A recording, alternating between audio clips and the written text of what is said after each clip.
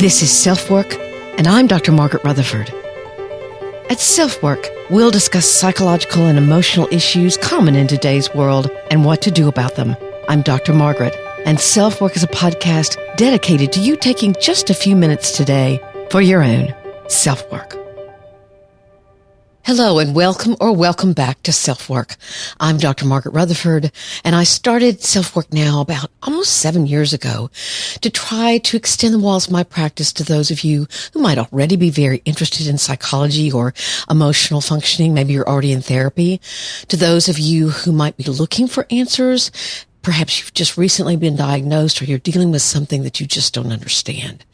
But also to a third group of you, those that are pretty skeptical about the whole mental health community and certainly going to a therapist. So I wanted to give you a chance to hear what a therapist might think like or might be like. And hopefully you'll give us a chance. I want to tell you, those of you who might be therapists and looking for continuing education, CEUYOU, ! Is a group that I do trainings for, and I'm going to give a training on the hidden risk of suicide. Actually, that's perfectly hidden depression on June the 27th from Central Time, 9 to noon. And I'm going to have a link to sign up for that. So if you're interested and want to get that training, I just wanted you to know that there will be a link in the show notes for that continuing ed training. Of course, those of you who just want to learn about it, you could also come too, but it is paid, so you might want to just listen to what I have to say for free. There are a lot of mental illnesses that are characterized by intense emotion, which then governs behavior. But this behavior, this lack of self-control, doesn't have to be seen as mental illness, although it may be a part of one. If it's a pattern, then the least it's telling you is that you don't have the skill to regulate your emotions, to have control over them instead of them over you. You get angry at a friend and you text them impulsively about your feelings instead of taking a minute to cool down. You get dumped by somebody you're dating and you immediately head to the nearest bar or pub and work on getting picked up. Those are good examples of your emotions governing you. But it could be that emotional regulation was never modeled for you. So you didn't see a parent doing it and could copy it or absorb it. So it's something you've never learned. But guess what? You can. That's what we're going to focus on today. How do you learn more self-control emotionally, or how to what's called self-regulate these emotions? And we'll also look at when intense control over emotions is highly self-protective, or at least it might have been during your childhood, and you're following that same pattern. The listener email follows this subject line as well, but is more about the listener's recognition and identification with perfectly hidden depression. But they put a different spin on it and are asking how I might suggest they explain perfectly hidden depression to a new therapist. Our sponsors make SelfWork possible, and your support of them supports us. Today, we want to hear once again from Bioptimizers, who make Magnesium Breakthrough, a product that has many, many benefits. And this month, they have a special gift for SelfWork listeners if you use the code SelfWork10. Let's listen.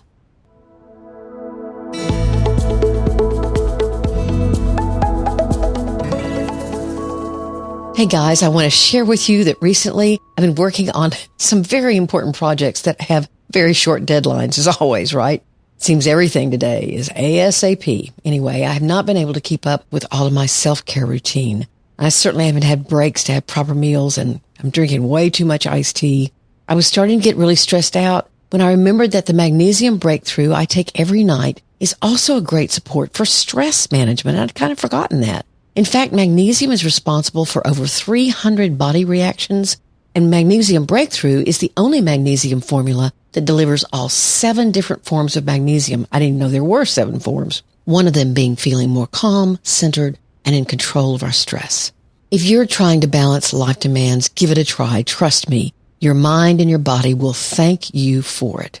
What you can do is visit magbreakthrough.com/selfwork and order now. Oh, in addition to the discount you get by using promo code SelfWork10, so that's different, SelfWork10, there are also amazing gifts with purchase. That's why I love shopping at Bioptimizers. Again, go to magbreakthrough.com/selfwork to get your Magnesium Breakthrough and Find out this month's gift with Purchase.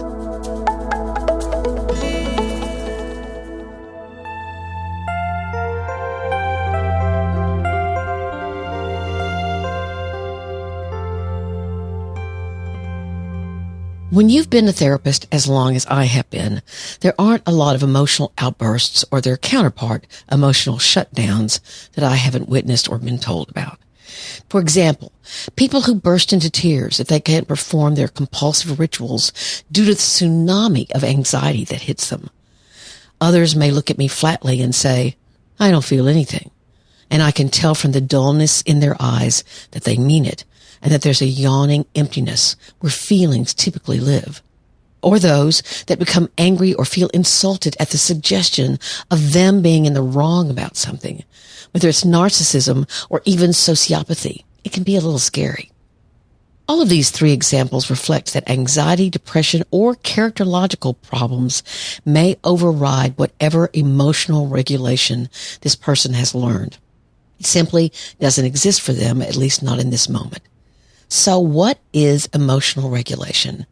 Here's a working definition supplied by Psychology Today, and I'll have that link for you in the show notes.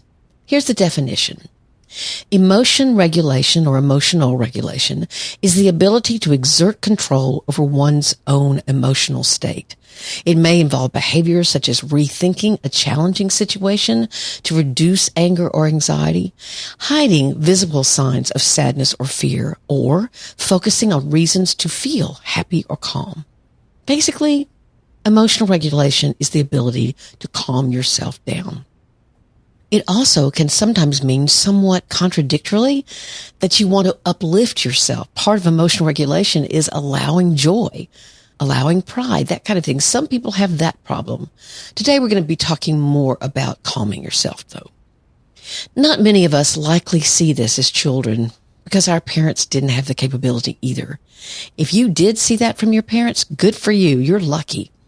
And by modeling that for you, maybe you absorb that behavior and that skill. For example, if you heard one parent say to the other during a disagreement, let's say about money, quote, "I'm too mad right now to talk about this, but I know it's important. Give me an hour to cool down and get myself in a better headspace, and we can try this conversation again."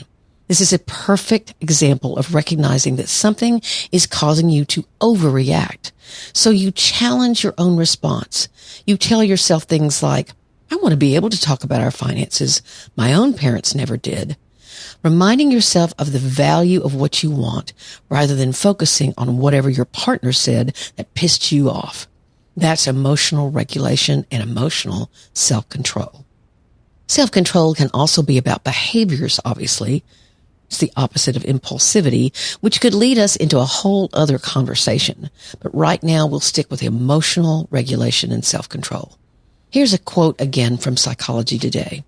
Two broad categories of emotional regulation are reappraisal, changing how one thinks about something that prompted an emotion in order to change one's response. Oh, that's so jargonistic. I hate that. Why do we psychologists have to sound so psychological all the time? Basically, one category of emotional regulation is what's called reappraisal, okay? And then the second one is suppression, they say, which has been linked to more negative outcomes. Other strategies include selecting or changing a situation to influence one's emotional experience, shifting what one pays attention to, and trying to accept emotions. That sounds so complicated, and it's not. So let's talk about them both, as well as these other strategies they mention. What is reappraisal? In the psychology business, this is called a reframe. It's like putting another frame around a picture, and suddenly that picture you see differently. I read one of these the other day that I loved, a reframe. So many people hate to ask for help, but this author stated, asking for help is not allowing yourself to give up. Let me say that again. Asking for help is not allowing yourself to give up. All of a sudden, this reframe of the choice to ask for help becomes a sign of your determination to keep trying and even to succeed. Whereas asking for help is weak, which labels it a crutch or something that strong people would never do. Instead, it turns it around and says, wait, Asking for help is a proactive choice to find a way to keep going. Obviously, and hopefully, you can hear the difference. And a reframe can be very, very helpful. It helps you to see it differently. I have one that I tell parents all the time that I learned from Barry Brazelton. I read one book on child rearing before I started parenting, and I didn't have much time, or that was my excuse. But he said, when you're having a disagreement with your child or they're not doing what you tell them to do or you're wanting them to do, stop for a second and think, wait a minute, what are they trying to learn? And if you can help them learn what they're trying to learn, then perhaps they'll be more open to you teaching them what you want them to learn. I think it's a great kind of reframe in parenting. Hopefully that'll help you. So, for example, a reframe could be if you say, this is the worst thing that could possibly happen to me. You could say instead, this is a bad thing that has happened. It is unwelcome and unexpected, but it's probably not the worst thing that could happen. I still have my mind. I still have my energy. But yes, this is hard, and I've got to find my courage. Something like that. You can hear the reframe as not catastrophizing what has happened, but as seeing it as, okay, I don't like this. I didn't want it to happen. It's very unwelcome, maybe even scary. So what do I do about it? Y'all know that I love what to do about it questions. So let's move on to the second category. What is suppression? It's an intentional strategy to tamp down whatever you're feeling. If you know my work in perfectly hidden depression, that kind of tamping down or that strategy is often needed as protection from traumatic or painful childhood experiences, where showing your actual emotions would put you in harm's way. So you build an armor. You build a mask. And you suppress them. You compartmentalize them, meaning you move them away from your consciousness and store them in a safe emotion closet. Obviously not a real place, but a corner of your mind that has that capability. What is healthy to do is to then get those emotions out when it's safe and work through them. Sadly, often that doesn't happen because there is very little real safety for those emotions to come out where you live, even in private. And so those emotions get left there and they pile up and pile up and pile up. Now, there are more normal times when suppression is called for and it's healthy and it's protective. If my alcoholic partner, for example, is railing at me, it would do no good to fight with them when they're drunk. So letting it go for now, again, making sure you're safe, and waiting to talk to them when they sober up is when suppression is more than handy. You're just putting something aside and focusing on something else. The other three methods that the last sentence of that Psych Today article says, I'll read it to you again. Other strategies include selecting or changing a situation to influence one's emotional experience, shifting what one pays attention to, and trying to accept emotions. What this means is that you do something, like you figure out the trigger. If you have to get to work when parents are taking their kids to school and the traffic makes you mad and frustrates you and makes you late, either go another way or leave earlier. Your trigger is feeling helpless or trapped. So avoid the trigger. It's not quite a reframe because it's not the same picture. You're actually choosing to change the picture, to change your behavior so that you don't get triggered. You can also change your focus. Let's say your trigger is fear of failure or of being disappointing, but you always try a brand new recipe when people come over for dinner. So how would you change that? If your trigger is fear of failure or being disappointing, either cook that recipe a few times beforehand or change your focus, meaning that you don't have to prove to yourself that you can handle or fix that recipe, but focus on feeling calm when people come over so you can also enjoy dinner. I mean, if all you can do is a Jell-O mold salad, then do a Jell-O mold salad. It depends on what you want from the experience. You change your focus. Is it enjoying your company, or do you really want to grow and show off a little bit as a chef? That's changing your focus. The last thing, accepting your emotions, is interesting. This one was really hard for me for years because accepting that I had anxiety, for example, felt like I was giving up.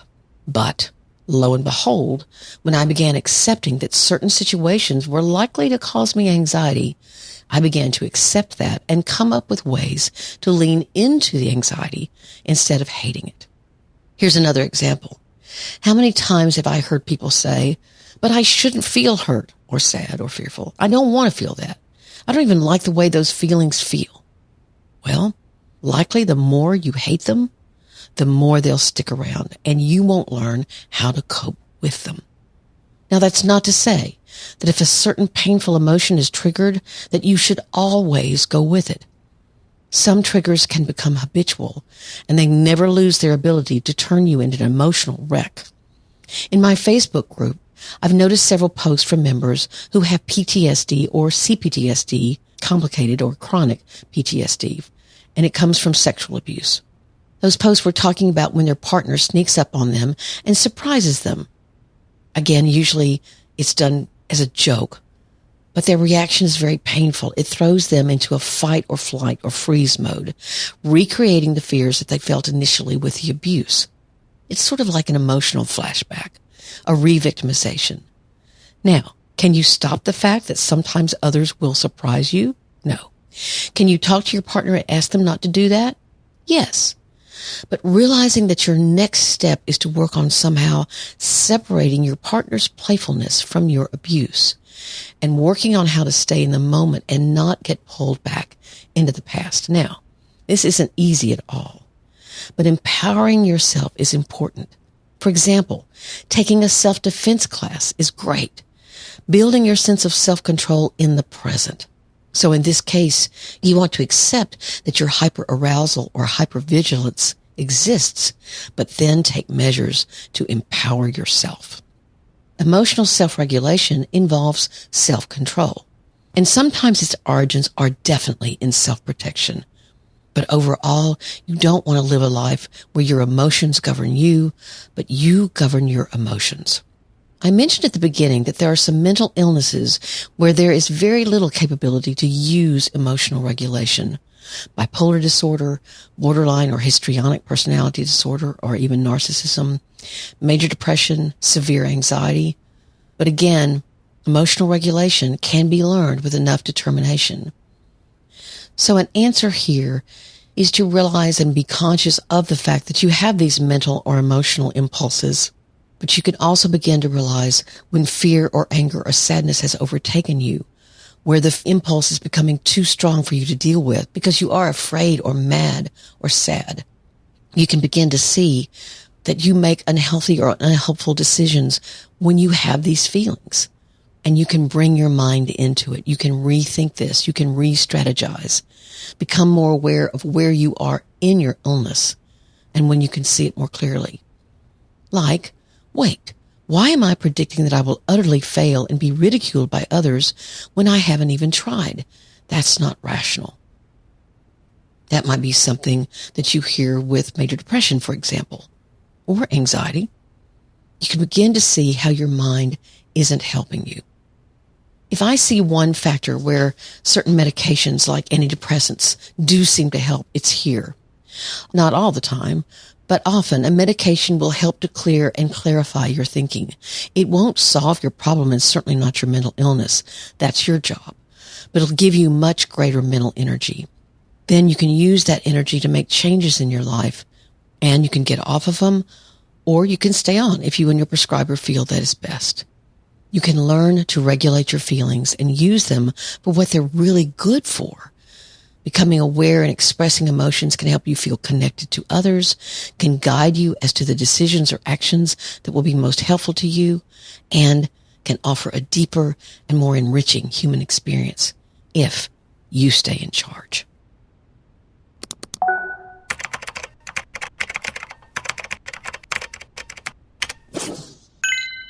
So today we have a listener email that I'll read to you. I'm a 50-year-old American expat permanently residing in Ireland. I've just started therapy with a young therapist with whom I have 8 sessions. I was referred to him by my personal physician, who noticed I was at the end of my rope with a disabling medical condition. I have, quote unquote, graduated from therapy several times in the United States, and am always described as the nice person who always takes people's feelings seriously. I'm accustomed to managing my thoughts in objectivity, so if people are noticing my control is slipping, I must truly be in a bad way. About an hour ago, I Googled the phrase, "I'm outstanding at hiding my anger." And your image of the 10 characteristics of perfectly hidden depression was literally the first result. I read it and said to myself, Dr. Margaret has read my mind. Anyone who reads this list hardly needs to know anything else about me. And my, quote unquote, 3-year-old inner child, with whom I have done a little work in therapy, volunteered, "Yeah, we've always felt like that." And it's true. I started to cry. My cat came up to me and put his ears back a little and meowed once and pawed my knee, which is cat for, "What's wrong? Please stop expressing that something's wrong." So I stopped crying and told him I was sorry, as you do when you're used to brushing yourself under the rug, and just felt empty for a moment. So anyway, I decided that I should tell my therapist about this at my next session next Wednesday. But he is inexperienced, though rather smart, and mostly deals with Irish country people who are naive about their own feelings, let alone therapy techniques. I don't want to go through weeks of, "Have you considered taking time to relax?" or "Have you tried mindfulness?" I guess my question boils down to, in a few words, how can I place my therapist in a position to consider perfectly hidden depression as a thing that explains a lot about me? How would you want to have a client approach you with this? Thank you very much for your caring support. First, as a general comment, if you've had a fair amount of therapy through the years, then giving a new therapist a quick synopsis of what you figured out back then and how that therapy was helpful to you at that time. No more than 15 minutes. I mean a quick synopsis. Then let them know what brought you in now, and that could be similar to your other work or quite different. It does sound as if your discovery of how much you control your anger and how strongly you identified with perfectly hidden depression, that's a tack or a direction you want to go in, because if you're used to brushing things under the rug and you have that terribly empty feeling inside, that's loneliness, and that's important to listen to, because perhaps there's a part of you now that has decided you need and want to change. You've reached out to me after all. So much therapy these days is highly collaborative rather than the older psychoanalytic model of a largely unseen therapist listening as the client lies on the couch, and free associates, meaning they say anything that's on their mind. Now, let me be quick to say that psychoanalytic therapy is not what it was years ago. Frankly, I don't know a lot about it, but even Freud's granddaughter refuted some of his basic ideas, especially about sexuality. But I digress.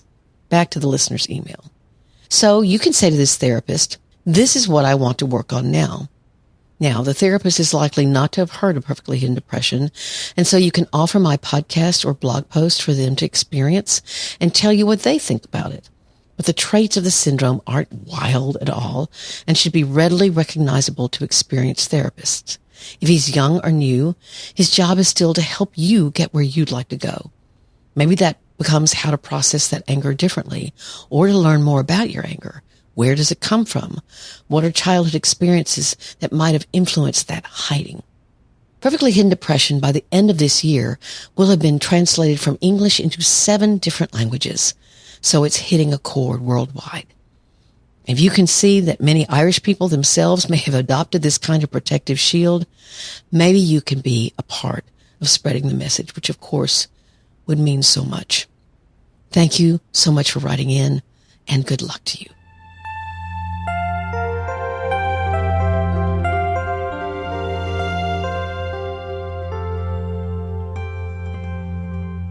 I really think emotional regulation is something we could spend a whole series on, but I hope this has given you a general overview of emotional regulation. It's a very important eco skill. Thank you so much for being here. Again, my book, Perfectly Hidden Depression, is available in English anywhere you look for books, but it's also can be found in Czech, Dutch, German, coming up in June, Korean, Polish, and Turkish. And it's coming to Italy in the winter of this year, which of course I'm so honored by. And I want to remind you, it has 60 exercises in the book to help you work through some of this hiding behavior and become more self-compassionate and self-aware and self-accepting.